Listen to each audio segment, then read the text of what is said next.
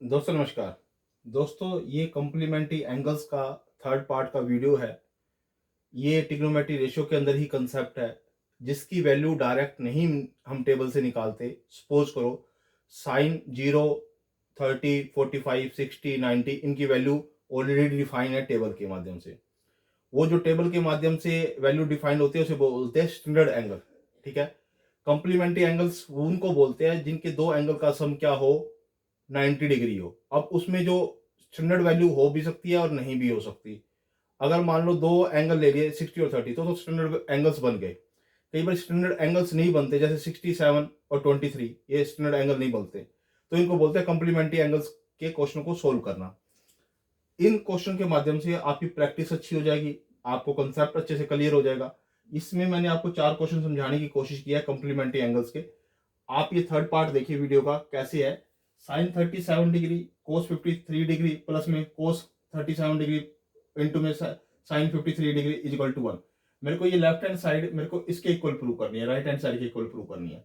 First of all अब देखो मैं इसको क्या करूं कि ये साइन जो 37 है इसको मैं 90 माइनस में 53 लिख सकता हूं, क्योंकि 90 माइनस में 53 लिखूंगा तो वापसी यही आ रहा है। इसको मैंने ऐसे कैसे लिखा, इसको मैंने ऐसे कैसे लिखा, कोस 37 को मैं क्या लिख सकता हूं, कोस 90 माइनस में 53, मैंने 53 लिख दिया इसको। और इसको मैंने ऐसे कैसे लिखा। अब साइन 90 माइनस में, साइन 90 माइनस में होता है कोस ए, और ए के स्थान पर है 53, तो कोस 53 हो जाएगा, ये भी कोस 53। कोस 90 माइनस में ए यानी 90 माइनस में 53 यानी कि होता है साइन ए के बराबर। ए के स्थान पर क्या है 53, साइन 53 आ जाएगा, साइन 53। अब ये दो एक जैसे हो गए, ये और ये, यानी कि इसका स्केयर हो गया। ये दोनों एक जैसे हो गए तो इसका स्केयर हो गया। ठीक हो गया। अब दोनों के एंगल सेम है, तो मैंने आपको एक चीज बता रखी है, कोस स्केयर थीटा प्लस में sine square theta is equal to 1, ये बराबर होता है। अब एंगल दोनों का सेम है, यहाँ एंगल सेम होता है, स्केयर है दोनों का, तो 1 की वैल्यू बराबर होती है, तो इसलिए इसको 1 लिखा जाता है, इसलिए इसको हमने 1 लिख दिया। अब ये 90 माइनस में इसलिए किया था मैंने, मैं इसको कोस में कन्वर्ट करना चाहता था, कोस और कोस स्केयर हो जाए।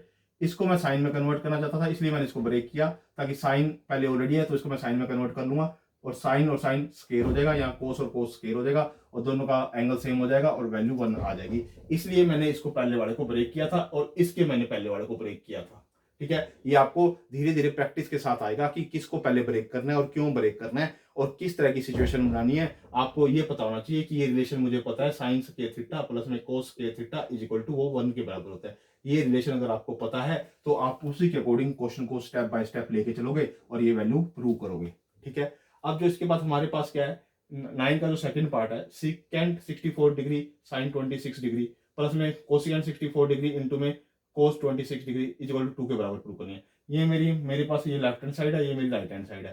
फर्स्ट ऑफ ऑल मैंने सिकेंट 64 को ब्रेक किया, मैंने सिकेंट 64 को लिखा 90 माइनस में 26, 90 माइनस में 26 लिख सकता हूँ, क्योंकि 64 को मैं 90 माइनस में 26 लिख सकता हूँ, तो इसको मैंने ऐसे कैसे लिखा। इसी तरह से मैंने कोसिकेंट 64 को मैंने लिखा 90 माइनस में 26, इसको मैंने 90 माइनस में 26 लिखा, कोसिकेंट ऐसे कैसे और कोस ऐसे कैसे। ठीक है। अब देखो सिकेंट किस में कन्वर्ट होता है, सिकेंट कोसिकेंट में कन्वर्ट होता है, यानी कि सिकेंट 90 माइनस में ए को हम लिख सकते हैं कोसिकेंट ए, और ए के स्थान पर क्या है 26, यानी कोसिकेंट 26 आ गया। साइन 26 ऐसे कैसे, प्लस ऐसे कैसे, कोसिकेंट 90 माइनस में ए, कोसिकेंट 90 माइनस में ए होता है सिकेंट ए, और ए के प्लेस पे क्या है 26, तो सिकेंट 26 लिख दिया और कोसिकेंट 26।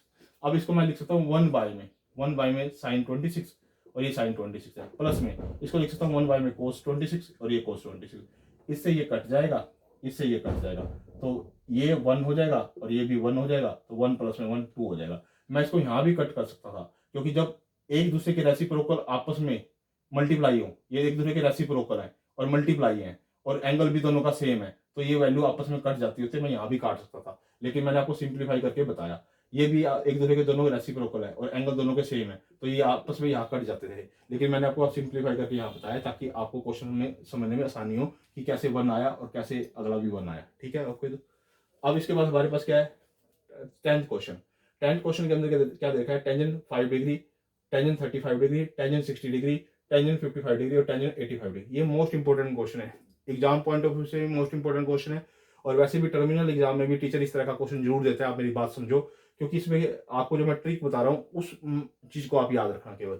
देखो ये देखो यहाँ पर 5 चीजें हैं, 1 2 3 4 5, आप दो जोड़े बना दो, दो दो पेयर बना दो, पेयर जिसका 90 बनता हो, ये 5 डिग्री है और ये 85 डिग्री है, इन दोनों को इकट्ठा लिख दो। कोई भी दो चीज आपस में मल्टीप्लाई है या पांच चीजें मल्टीप्लाई है, हम उनको आगे पीछे रीअरेंज कर सकते हैं, ये रूल होता है, ये रूल होता है, आप रीअरेंज कर सकते हो, मल्टीप्लीकेशन वही की वही रहती है। सपोज अगर मैंने 3 इंटू में 5 किया तो भी आपका वही आंसर आएगा, यानी मैं 5 इंटू में 3 किया तो भी वही आंसर आएगा। तो मैंने क्या किया, टेंजेंट 5 डिग्री और 85 डिग्री को मैंने इकट्ठा लिख लिया, 35 डिग्री और 55 डिग्री को इकट्ठा लिख लिया, और टेंजेंट 60 को एक अलग साइड में कर दिया। है तो मल्टीप्लीकेशन, लेकिन इसके साथ लास्ट पे लिख दिया मैंने। वो ये दोनों देखो, इन दोनों का सम क्या बनता है 90, इन दोनों का सम क्या बनता है 90, इसलिए मैंने इसको रीअरेंज किया ताकि मैं इसको 90 में ब्रेक कर पाऊं। अब टेंजेंट 5 डिग्री को मैं कैसे लिख सकता हूँ, 90 माइनस में 85, यानी कि इसको मैं क्या लिखता हूँ, 90 माइनस में 85 लिख सकता हूँ, क्योंकि 5 वही 5 आपसी आ जाएगा। और इसको ऐसे कैसे रखो, इनटू में टेंजेंट 35 को क्या लिखता हूँ, 90 माइनस में 55, मैंने इसको 90 माइनस में 55 लिख दिया। और इसको मैंने ऐसे कैसे रखा, और टेंजेंट 60 को मैं ऐसे कैसे लेके चला। अब टेंजेंट 90 माइनस में 85 क्या होता है, कोट ए के बराबर, और कोट क्या है यहाँ पे 85, यानी ए के स्थान पर क्या है 85, तो कोट 85 हो जाएगा, यानी कि इसका रिजल्ट 85 हो जाएगा। कोट 85 को मैंने लिख दिया, क्योंकि टेंजेंट 90 माइनस में ए का जो फॉर्मूला होता है वो कोट ए के बराबर होता है, और कोट ए के प्लेस पे क्या है 85 है, तो वो 85 मैंने लिख दिया। और टेंजेंट 85 ऐसे कैसे, टेंजेंट 90 माइनस में ए तो कोट ए के बराबर होता है, कोट 55 आ गया यहाँ पे, और टेंजेंट 55 ऐसे कैसे रहेगा, टेंजेंट 60 ऐसे कैसे रहेगा। अब ये देखो, ये दूसरे दोनों के रेसिप्रोकल है, तो ये आपस में कट जाएंगे, ये दोनों एक दूसरे के रेसिप्रोकल है, ये आपस में कट जाएंगे, तो ये तो हो जाएगा 1 और ये भी हो जाएगा 1, इसलिए 1 मल्टीप्लाई 1। और टेंजेंट 60 डिग्री की वैल्यू होती है, टेंजेंट 60 डिग्री की वैल्यू होती है √3, हमने √3 लिख दिया। अब √3 को इससे मल्टीप्लाई करेंगे तो √3 ही आएगा। ये मेरा 10th क्वेश्चन सोल्व हो गया। अब मेरे पास जो 11th क्वेश्चन है, 11th क्वेश्चन क्या लिखा है, कोसिकेंट 67 डिग्री प्लस में कोट 67 डिग्री। अब फर्स्ट ऑफ ऑल ये कहता है इसके जो एंगल निकालो ना, एंगल निकालो वो 0 to 45 डिग्री के बीच में होना चाहिए, यानी इस जो टर्म्स को ना ट्रिग्नोमेट्री रेशियो को कन्वर्ट करके लेके आओ जिसके एंगल 0 to 45 डिग्री हो। तो मैंने इसको 90 माइनस में 23 लिख दिया, तो 90 माइनस में 23 लिख सकता हूँ, वापसी वही आ जाता है, तो इसको मैंने 90 माइनस में 23 लिख दिया, इसको मैंने 90 माइनस में 23 लिख दिया, कोट 90 माइनस।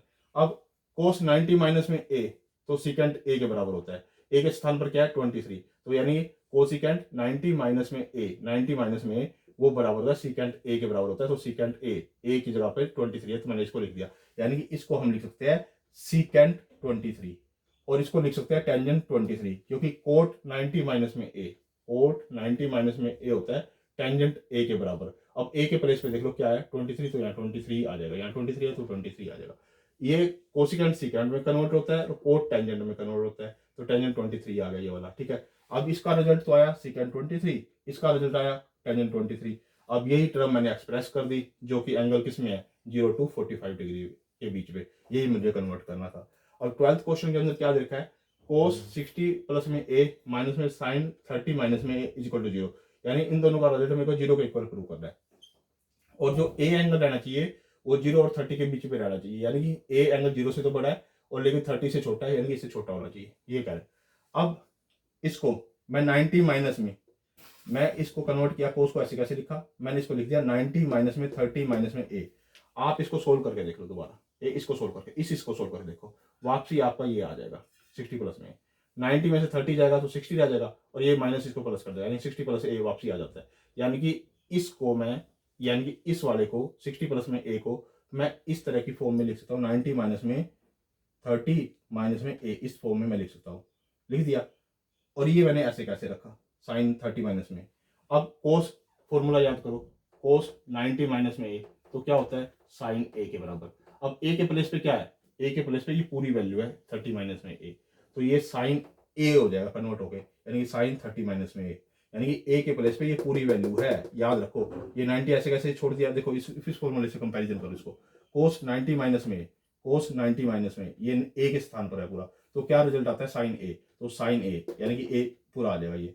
और इधर ऐसे कैसे रखो, अब देखो ये दोनों सेम है कि नहीं, सेम है, सेम है, ये प्लस का है ये माइनस का है, तो ये आपस में क्या हो जाएगा कट जाएगा, जिसका रिजल्ट इसका क्या आ जाएगा 0 आ जाएगा। यानी कि हमने 4 क्वेश्चन किए जो कि कॉम्प्लीमेंट्री एंगल्स के थे, ट्रिग्नोमेट्री रेशियो को डिफाइन करते हैं, ट्रिग्नोमेट्री रेशियो के जो कॉम्प्लीमेंट्री एंगल्स होते हैं उनकी वैल्यू कैसे फाइंड आउट करते हैं वो करते हैं, दोस्तों मेरी वीडियो को लाइक भी कीजिए, कमेंट भी कीजिए, मेरे चैनल को सब्सक्राइब भी कीजिए। और ये बहुत अच्छी इंपॉर्टेंट वीडियो है, आप इसको 2 से 3 बार इसकी प्रैक्टिस भी कीजिए और दोस्तों के साथ भी शेयर कीजिए। ओके दोस्तों, धन्यवाद।